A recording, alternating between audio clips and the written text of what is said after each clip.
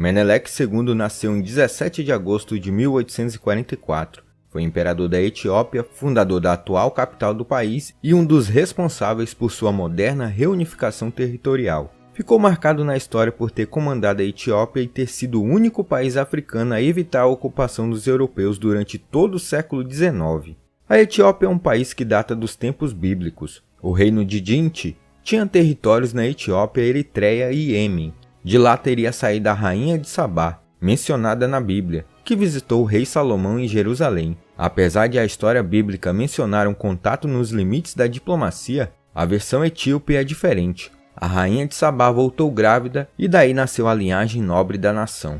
O reino de Dinti foi sucedido pelo Império de Axum, que durou até 940. Após isso houve uma sucessão de dinastias. Reinos e territórios foram e vieram, mas 3 coisas se mantiveram: os imperadores ou Negusa Nagast, que significa Rei dos Reis. Eles se consideravam descendentes de Salomão. Falava-se o aramaico, língua semita com alfabeto próprio, e o reino era cristão, na tradição da Igreja Ortodoxa Etíope. Eles se converteram no século III, antes de o cristianismo se tornar oficial em Roma.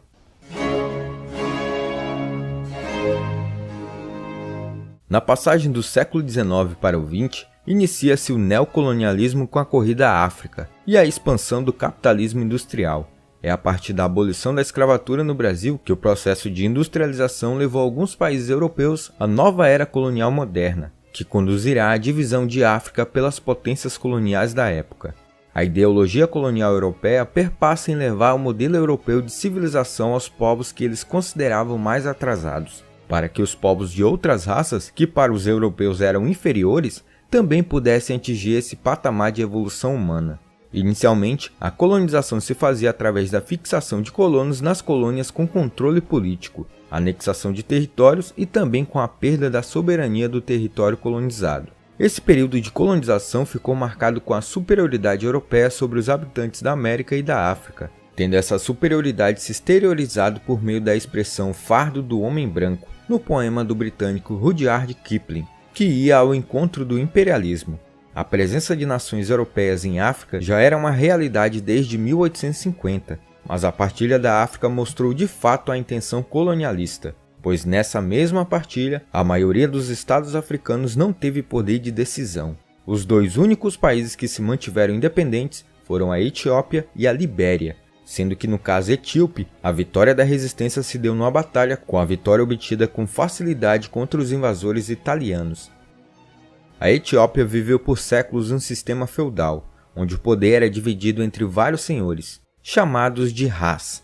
Um deles, em meados do século XIX, o Ras Kassa, proclamou-se imperador, sob o nome de Teodoro II, depondo o aventureiro chamado João III, e começando o processo de reunificação do país. Teodoro prendeu diversos opositores e buscou apoio britânico, que culminou com desentendimentos que levaram a uma invasão etíope, e também ao suicídio do imperador e à libertação dos prisioneiros em 1867. Após algum período de conflitos e disputas internas, que duraram até 1872, Iohannes IV assume o poder. Surge então a figura de Menelik, que estivera preso sob o governo de Teodoro, como um dos pretendentes ao trono. Em 1884, o Reino Unido arrastou o imperador etíope Iohannes IV para um conflito no Sudão. Em troca, os ingleses reconheceriam a soberania etíope sobre o litoral. Os ingleses não cumpriram a promessa. Em vez disso, estimularam os italianos a colonizar a costa, para fazer frente a seus adversários franceses, que dominavam a Somália. Os etíopes tentaram resistir. Em 1887, 7.000 deles massacraram uma força de 500 soldados italianos em Dogali. Mas com a guerra feroz no Sudão, não puderam impor sua presença no litoral. Em 10 de março de 1889, Iohannes morreria na Batalha de Matama. Seus inimigos no Sudão desfilaram com sua cabeça pelas ruas da capital. Antes de ser capturado, Iohannes transformou seu sobrinho, Mengesha, em sucessor, afirmando que ele, na verdade, era seu filho. A maioria dos nobres não engoliu a história. Entre eles, Menelik, que era rei de Shewa, vassalo de Iohannes e sucessor natural. Em 25 de março, ele se proclamou o verdadeiro Negusa Nagast e passou o ano em conflito ou negociando com outros nobres etíopes, até ser reconhecido soberano em 3 de novembro.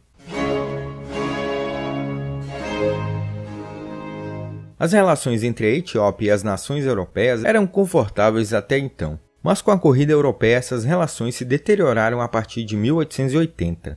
Menelik II, que foi o título que ele recebeu como rei da Etiópia, tinha como religião oficial o cristianismo, seguindo a linha monofisista. O governo de Menelik II, apesar de ter sido um período de intensa entrada da Europa na África, proporcionou grandes mudanças na Etiópia, representando a base da modernização do país, pois foi precisamente Menelik II que iniciou um programa nacional de modernização da Etiópia, dando ao povo luz elétrica, telefones e um sistema de escolas públicas. E também, durante seu reinado de um quarto de século, ele reconstruiu sua capital, abriu estradas, construiu linhas férreas, instalou telefones, promoveu a criação de bancos, escolas, saneamento, abastecimento de água, hospitais e um regime definido de direito e de ordem.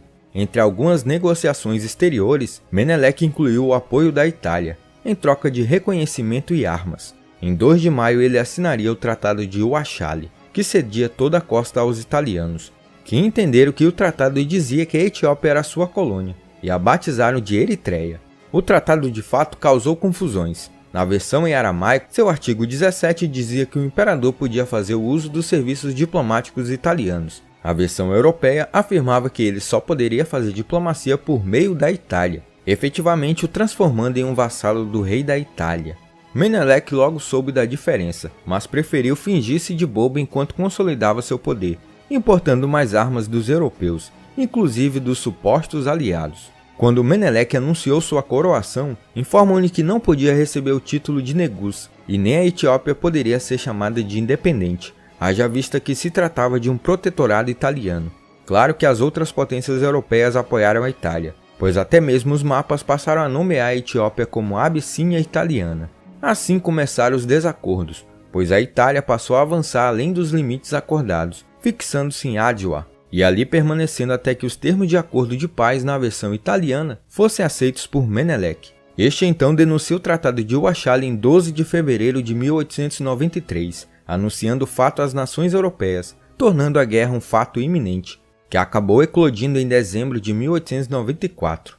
Ainda em 1893, Menelik declarou que o tratado não valia. Os italianos responderam movendo tropas para a fronteira e invadindo a Etiópia. Em 13 de janeiro de 1895, a guerra iria começar.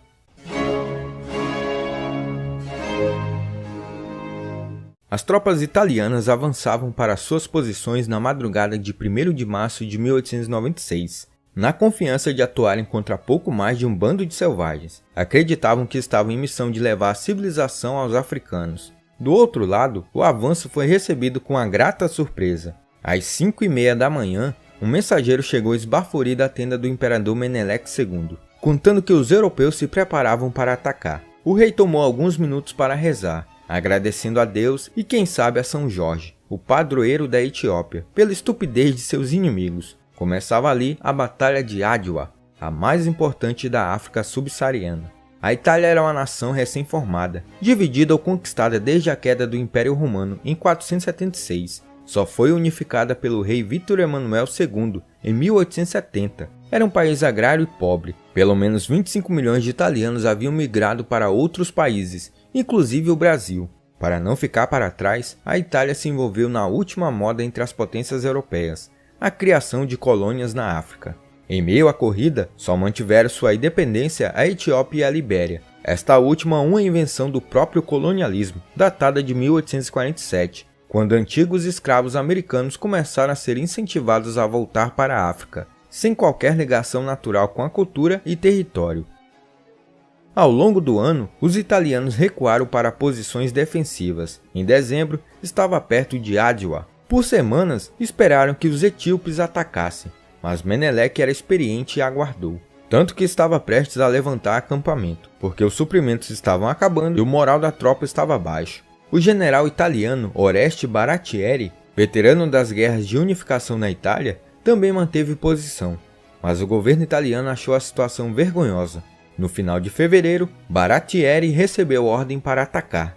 Assim, na noite de 1º de março de 1896, 18 mil italianos abandonaram as fortificações e se moveram pelas colinas de Adwa. Mas seus mapas eram precários e as forças acabaram isoladas. a força italiana perdeu não por erro tático.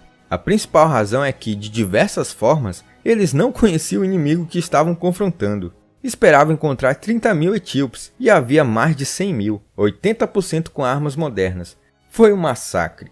Horas depois, 7.000 italianos estariam mortos, 1.500 feridos e 3.000 capturados. A guerra acabou aí. Os generais de Menelik insistiram para que rumassem para a Eritreia, mas o imperador sabia que os italianos teriam recursos para reagir se provocados, e ele provavelmente tinha razão. As notícias da derrota causaram comoção na Itália, com protestos, badernas e a renúncia do primeiro-ministro Francesco Crispi. Baratieri acabou enfrentando a corte marcial, mas foi inocentado. Em 23 de outubro, o Tratado de Addis Abeba deu fim à guerra e reconheceu a soberania da Etiópia. Para os negros, a Etiópia assumiu dimensões míticas. Era um exército africano, de diversas etnias, vencendo os colonialistas brancos. Do lado italiano, sobrou um ressentimento de sérias consequências. Foi um profundo vexame, uma humilhação que eles nunca esqueceriam.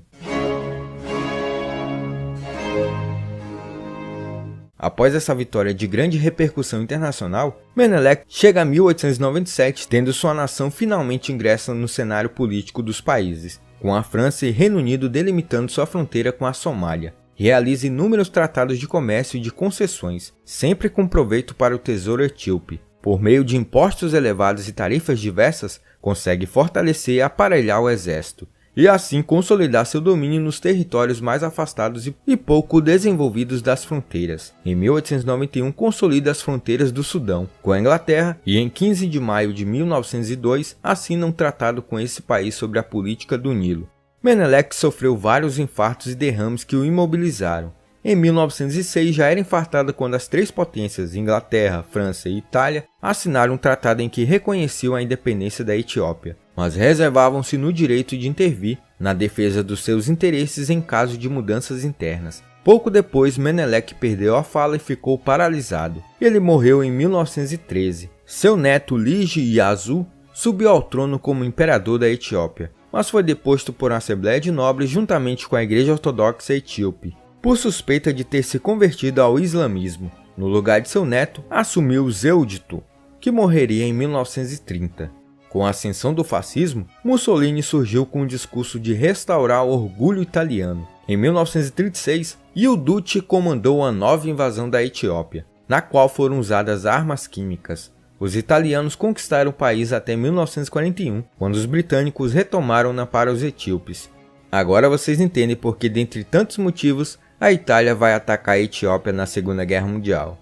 Bem, dentre todos os movimentos nacionalistas africanos, a Etiópia destaca-se por conseguir resistir ao colonialismo europeu, juntamente com a Libéria. As tentativas foram muitas, mas o povo resistiu juntamente com a sua liderança. Afinal, os etíopes, devido às circunstâncias históricas, tinham grande qualidade militar, devido ao fato de ter que se repelir de assaltantes e invasores para conservar sua cultura diante dos estados islâmicos. E essa cultura de resistência foi aliada em seu movimento de resistência colonial.